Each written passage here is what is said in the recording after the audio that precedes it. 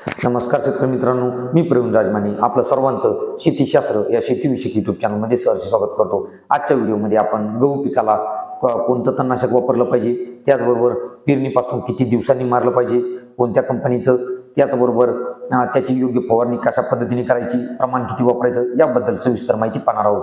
तत्पूर्वी जे कोणी शेतकरी आपल्या चॅनलवरती नवीन असतील त्यांनी आपल्या चॅनलला सबस्क्राईब करायचं आहे, जेणेकरून शेतीविषयक नवनवीन व्हिडिओ असेच तुम्हाला येत राहतील। चला तर व्हिडिओला सुरुवात करूयात। शेतकरी मित्रांनो, साधारणपणे आपलं गव्हाचं पीक हे 15 ते 20 दिवसाचं झाल्यानंतर आपण तणनाशक फवारणी करू शकतो। त्याचबरोबर 2 ते 4 पानावर तण अवस्थेमध्ये फवारणी जर केली तर चांगल्या पद्धतीने गवताचा नायनाट होतो आणि त्याचबरोबर तुम्हाला खुरपणीची आवश्यकता सुद्धा भासणार नाही, म्हणजेच तुमची पैशाची बचत त्या ठिकाणी होणार आहे। परंतु फवारणी करत असताना कोणते घटक असलेलं औषध वापरलं पाहिजे याबद्दल आज आपण सविस्तर माहिती पाहणार आहोत। शेतकरी मित्रांनो, आज मी तुम्हाला दाखवतो की वीड ग्रीप प्लस हे जे इन्सेक्टिसाइड इंडिया लिमिटेड कंपनीचं औषध आहे। वीड ग्रीप प्लस हे 8 ग्रॅम प्रति 8 लिटर पाण्यामध्ये घेऊन आपल्याला 8 पंप करायचे आहे। 15 लिटरचा पंप वापरत जर असाल तर एकरी 8 पंप करायचे आहे।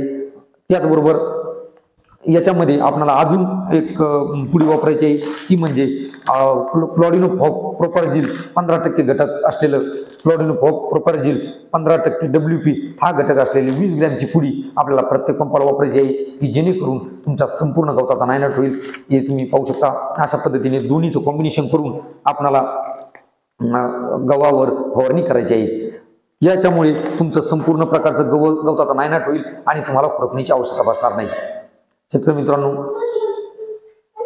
तुम्हाला व्हिडिओ कसा वाटला, आवडला असेल तर लाईक करा, शेअर करा, सबस्क्राईब करा। धन्यवाद।